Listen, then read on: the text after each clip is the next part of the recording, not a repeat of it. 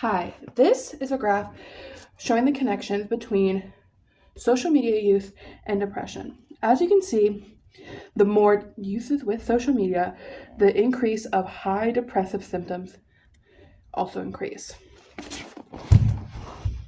We live in a world where social media has become integral in the way people communicate, express themselves, and learn who they are. Social media has become a major part of our society in recent years and is growing in influence. Anything that becomes a major part of day-to-day life can and will impact development at a young age. Social media can be a healthy and safe environment for young people, but unfortunately it can also be dangerous, which is typically where it leads. Social media can be a scary place for teenagers, but doesn't have to be. Access to internet safety and understanding the risks of social media can be taught to kids before internet use. My information comes from the U.S. Surgeon General, EagleView, CNN, Columbia Health, and Cleveland Clinic. Let's first discuss the way social media can be harmful. Social media has the ability to plant seeds of unhealthy thinking and worsen health conditions. One major problem with social media is its impact on self-esteem.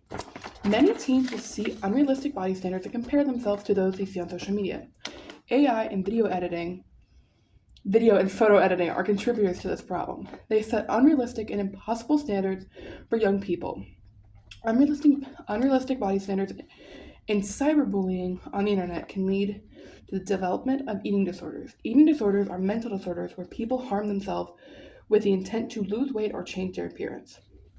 Social media can worsen eating disorders and cause more problems for those with diagnosed issues. On social media, people can share their unhealthy ways of thinking and eating to teens, which can also worsen those. Social media can worsen pre-diagnosed mental health conditions. People with diagnosed anxiety and depression have been found to develop increased problems with excessive social media use. Doom scrolling or excessively scrolling through social media is another problem people with anxiety and depression develop through social media. Users feel compelled to keep scrolling through negative media as if they cannot look away. This only creates more problems and can be associated with procrastinating and avoiding tasks. Doom scrolling also it fuels negative thinking, which is really bad for mental health conditions as well. Back to this graph. This graph shows the connections between social media and depression.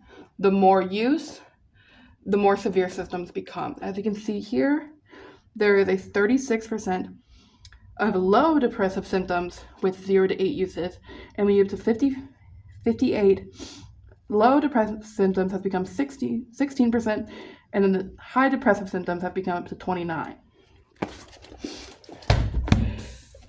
Social media can also impact sleep quality. Screens emit blue light, which tricks a person's brain to stay awake. This can disrupt a person's sleep cycle. It can cause sleep problems, or in bad cases, insomnia. Lack of proper sleep impacts overall health. Bad sleep equals more stress and health problems. Excessive use has been linked to sleep problems in teenagers. Not only does social media have the ability to impact health, it can also impact people's day-to-day life. There are risks to outside life from social media. Teens do not have the best understanding of internet safety, which can pose a risk to their lives. Oversharing the internet makes teens and anyone vulnerable to threats or identity theft. If you post photos of your house or something around you, people can find your address and where you live, and that's very harmful. Doxing, the exposing of someone's personal information such as address or school, is a common thing on the internet nowadays and is increasing all the time. It's very common for celebrities or public figures. More internet interactions makes teens more vulnerable. Cyberbullying is another risk. Cyberbullying is another risk. More and more teens find themselves victims of cyberbullying. Cyberbullying can impact mental health and can lead to development of several mental disorders such as depression, anxiety, and eating disorders, as discussed before. In really bad cases of cyberbullying, teens can lead to the most extreme solution, which they think is suicide. This is a terrible problem on social media nowadays, and it's only getting worse.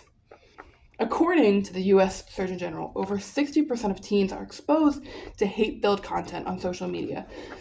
This hate content can lead to negative thoughts and will impact mental health and the way teens think.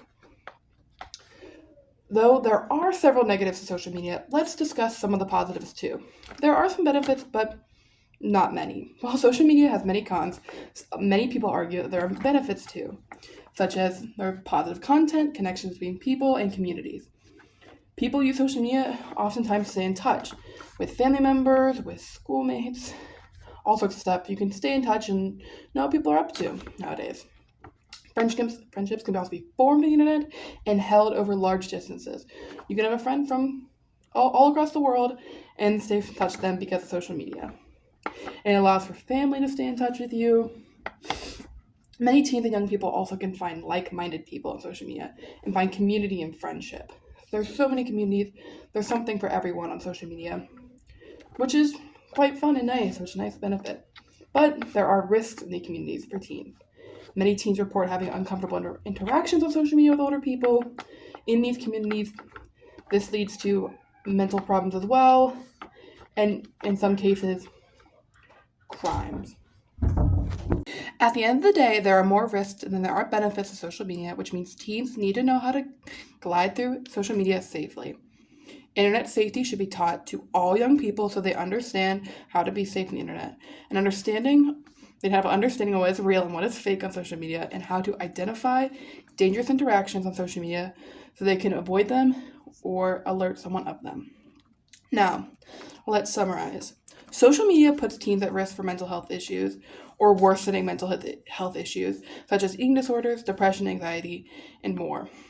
It also poses risks to teens' safety outside of social media, such as threats, bullying, or even in some cases doxing social addresses. I don't know. Risks outweigh the benefits, but social media does have some pros. There, you can find communities and safe places to be who you are. And finally, teens are our future, therefore we must put safeguards on social media to protect them. Teenagers are still actively developing and are at risk for health impacts at their young age. Changes to social media must be made to protect the future of our world.